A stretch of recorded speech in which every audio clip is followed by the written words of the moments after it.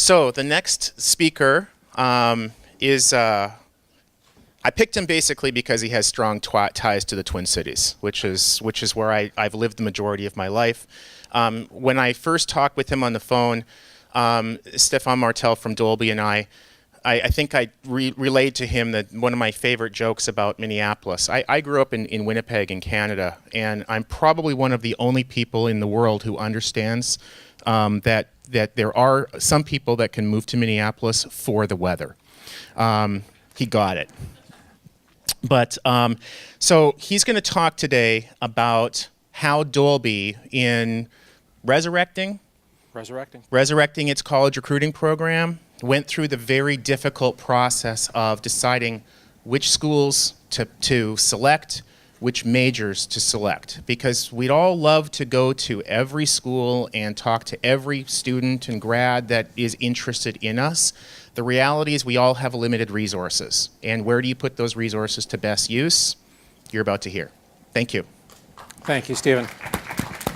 Hey, keep the applause going for Doug and Glenn and Tay and Steve, and thank you very much for LinkedIn for hosting. Clicker, perfect. Here we go. So, appreciate everybody being here today. Thank you very much for participating in this, and thank you to all the folks online. I hope this is better than the conference call that you've got going on additionally into this. So, I'm here to talk a little bit about making sense of the myriad of universities that we've got. Whoops. The video's not working. That's how it goes. So there are roughly about 30.7 million students in the U.S. today between the ages of 18 and 24. So how do we get to that? 21,000 universities globally. It's a huge, huge population. And the question is how do we reach out to that? So I'm going to tell you a little bit about some of the insights that we used and some of the things that we did at Dolby and the success that we've had.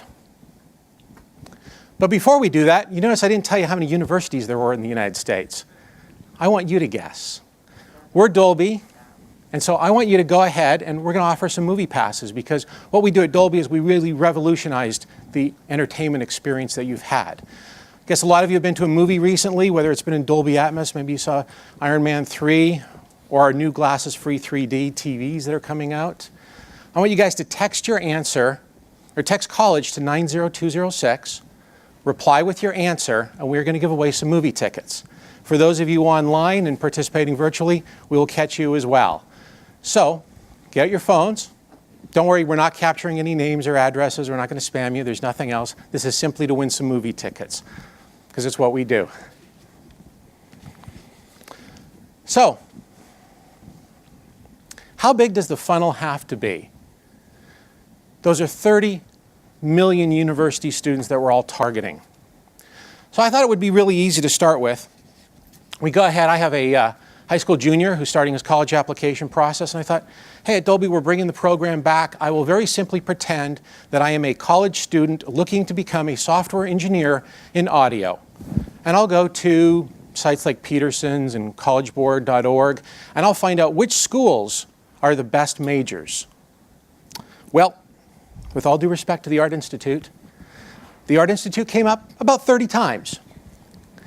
I am not going to go to one of my hiring managers and decision makers who has a technical Oscar for audio engineering and say, hey, the next best and brightest folks at Dolby are going to be coming from the Art Institute. How to do a little bit better than that?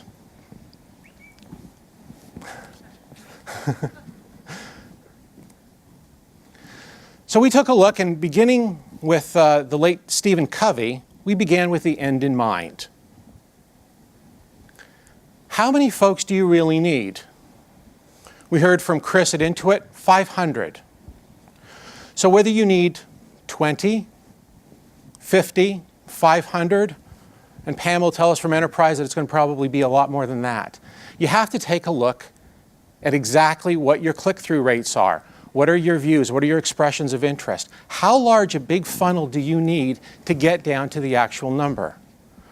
For us at Dolby, it's about 2%, a little less than 2% of the expressions of interest turned into actual interns or new grad hires. So we had to have a pretty big funnel. We recruit software engineers. How many of you are also in tech? Good show of hands. Saw some of the virtual hands out there. Probably about half the room raised their hands. So let's take a little survey here of schools, of computer science. How many of you think that of a total university's attendance, 5% or less are in computer science? Raise your hand. We have about 4 hands for those of you out there. How many of you think it's under 10% of a total university's enrollment? Now, maybe have about 10 hands and a few virtually. How many of you think it's over 10% of the enrollment? Not everybody's raising their hand. That's going to be my last choice, so over 10%. I don't want to drag this out all day. So the reality is 8%. 8% of enrollment today, on average at U.S. universities, is in computer science. Now, it's not to say they're not taking computer science classes, but the actual majors. So if you're in tech, if you're Intuit, if you're Dolby, and you're recruiting those people, Georgia Tech, 21,000 students. There are about 1,684 in the College of Computing. And for Dolby, there are 9 in music technology. Our success at Georgia Tech this year, 0. We had 9 to draw from. Just didn't work very well. Stanford, about a little less attendance, about 16,000 people. And they have almost as many people in computer science. They have about 1,200. 35 people in computer music technology program, CCRMA. So that's our audience, 35. My personal favorite, Columbia, hitting it out of the park. Now, we do get some interns and new grads from Stanford. We've actually got a good population. Columbia's got 1%. 1% in music technology. But because they have 6,000 students, there's 60 people. Almost double the number that are at Stanford. So when I looked at rebuilding our program, I said, well, how many people do we need to put in the top of that funnel? There are about 16 schools that I thought we should target.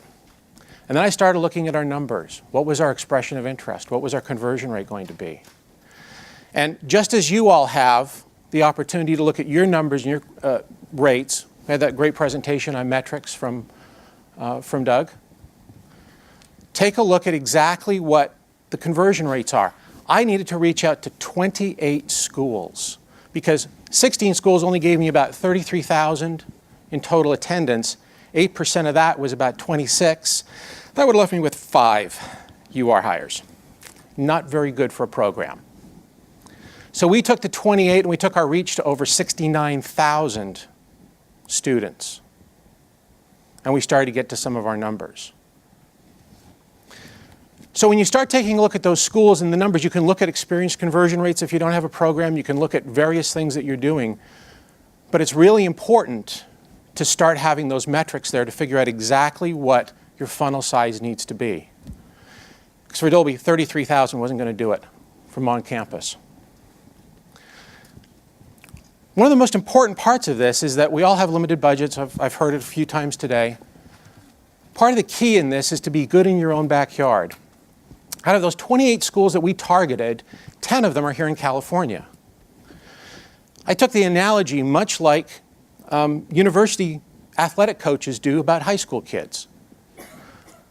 Make sure you are good in your own backyard. It doesn't have to be everybody for computer science. It could be finance. It could be business. But make sure that you are on the target and the radar of the students in your own backyard.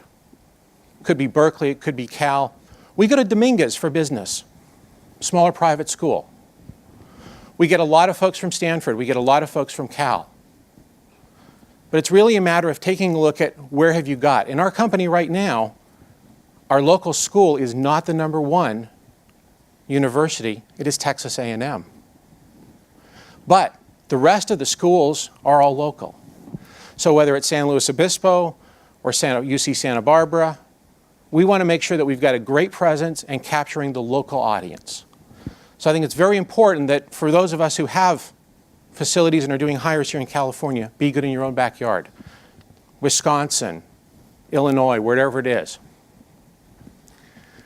But beyond that, the targeting is really the important part. So validating those areas are really, really important. And we're here at LinkedIn today. Thank you guys for hosting us. And we all have a LinkedIn plug, right? You can actually take what you're looking for and put it into a search string. You can put it into LinkedIn. So in our case, we're looking for digital signal processing and audio compression. If you run those, we're all recruiters at Core, if you run those as search terms, and you go, oh yeah, I got a bunch of people on LinkedIn. Hey, on the left side of that screen are actually a little drop-down box that says schools. Click on schools. That school listing, when you run that, you'll get Dolby employees. That's a good thing. You'll also get our competitors. That's even better. And then you check on the schools. Lo and behold, USC, Georgia Tech, Stanford, Columbia, all of the schools that we target. Now, if you want to go outside of LinkedIn and use one of your favorite search engines, either the folks down the street or otherwise, stick site :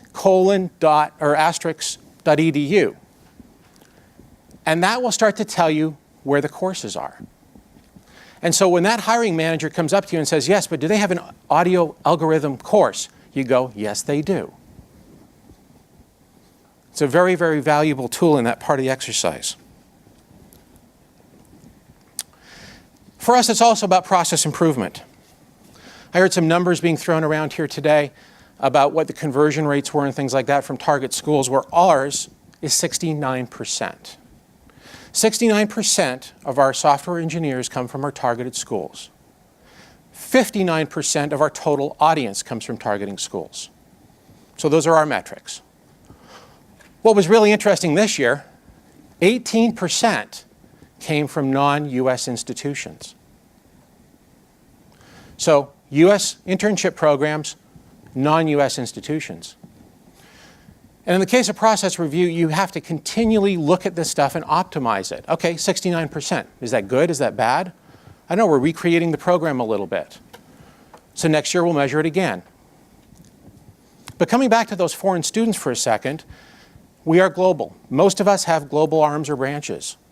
We have global intern programs, global new hire programs.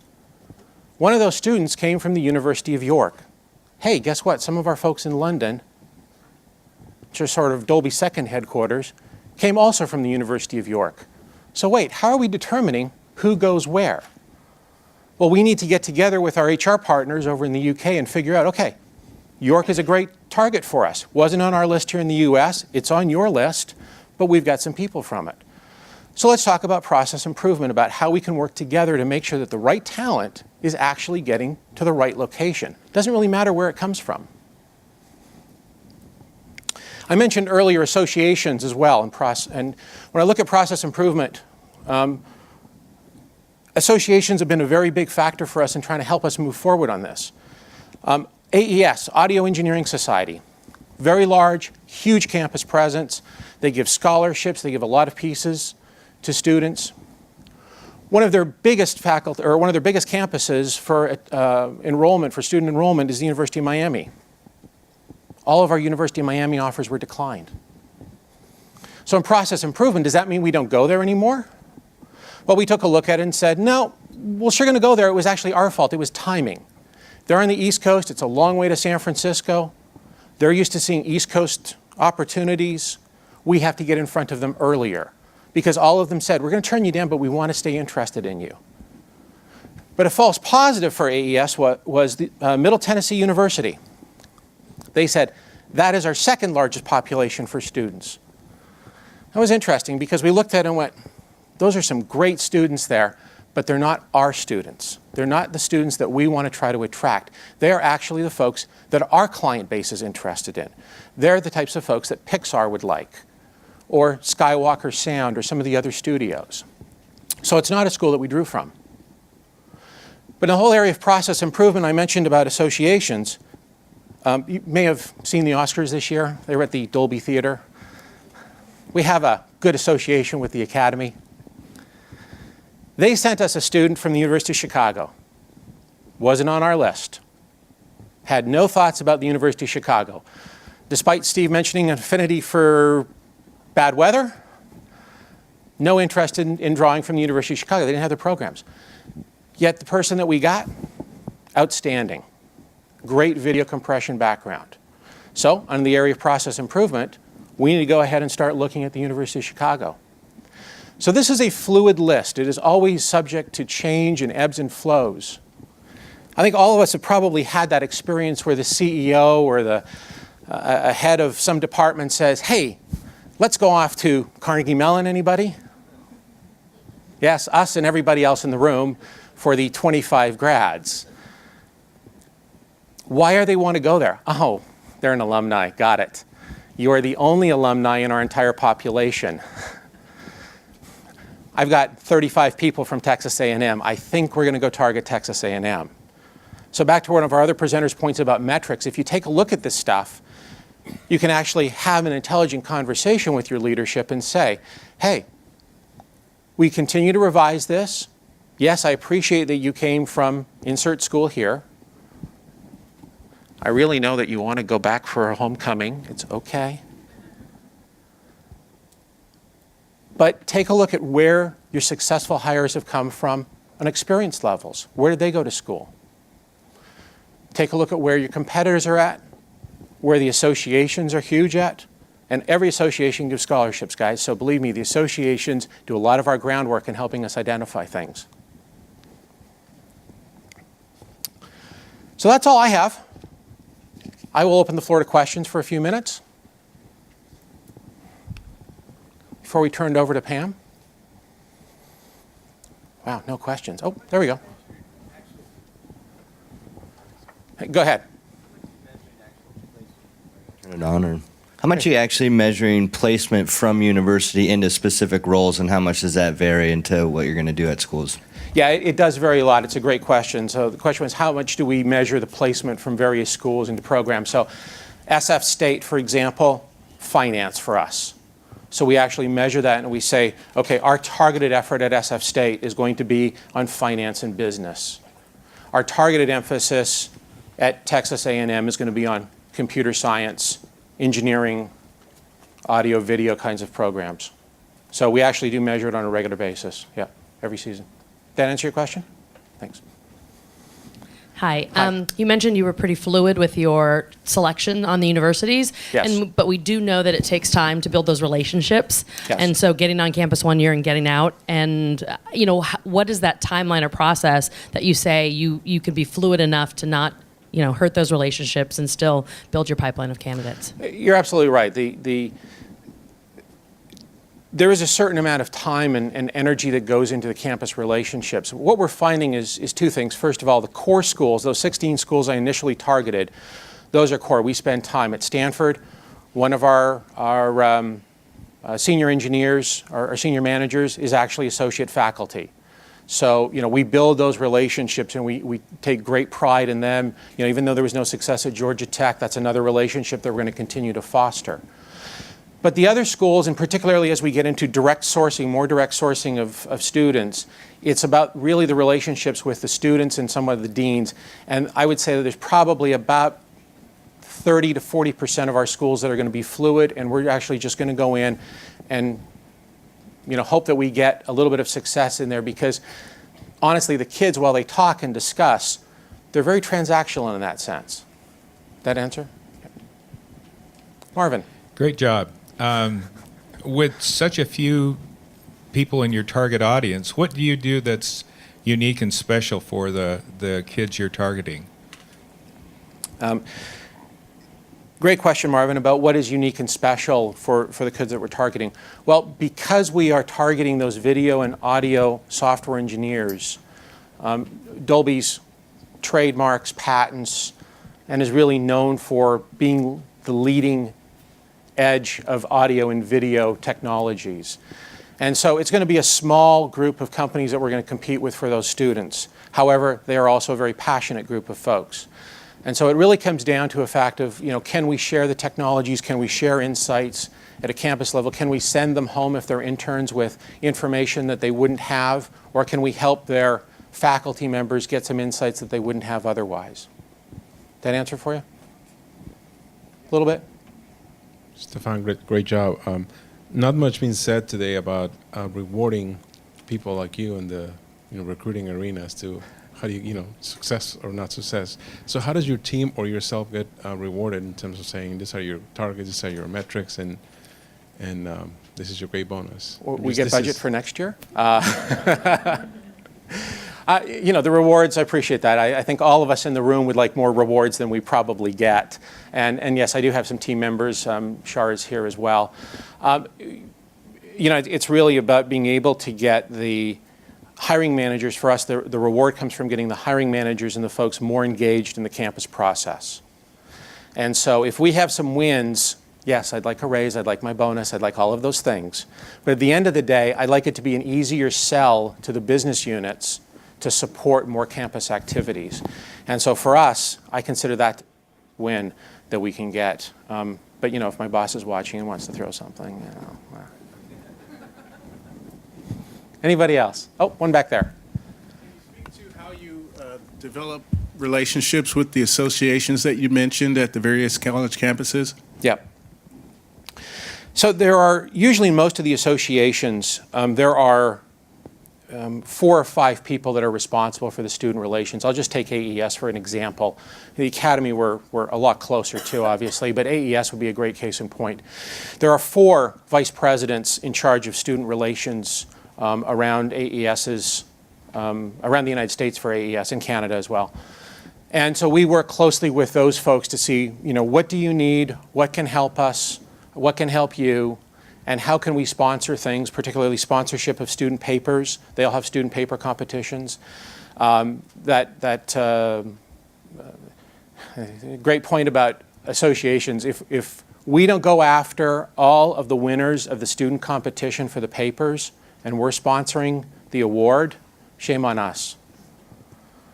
So that $2,000 that we're giving to the student as a scholarship for that award, that's how you make great friends and allies. You can commit resources to them as well, speaking resources. We get technical talent in there and trying to help them as well. And a lot of our employees are really great. They're members of the associations. They participate in them. And so we just take that participation to sort of the next level. That cover for you? Yes, thanks. Great.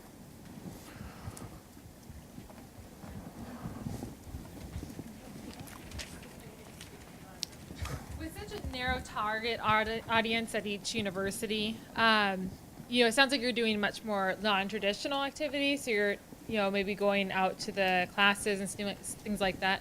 Do you still find value in doing like the career fairs and some of the more traditional campus activity, even though you still have that target audience to build your brand on campus? Exactly. And somebody in here is from Southern Spirits, I think, and I complimented them because they were at Berkeley at an athletic event for athletes, and we had an on-campus presence there. And I think today, you're absolutely right. While we are targeted and we can afford to maybe go in and do some direct contact and some cherry picking of some students, they aren't going to respond to that one effort. They need to see you at events. They need to see you on campus. They need to see your business leaders, your technology leaders going ahead and addressing them as well.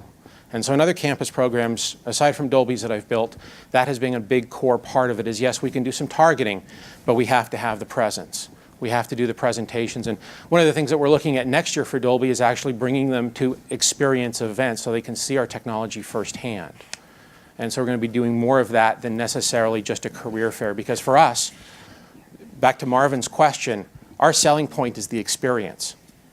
I mean, I would love to be able to bring in one of our ProMonitor displays or our glasses-free 3Ds that you're going to be able to have in your homes. That's just really cool stuff when they can go ahead and see that and go, I can contribute to that. That's fun. Great. All right. Stefan, thank you very much. so much. Awesome.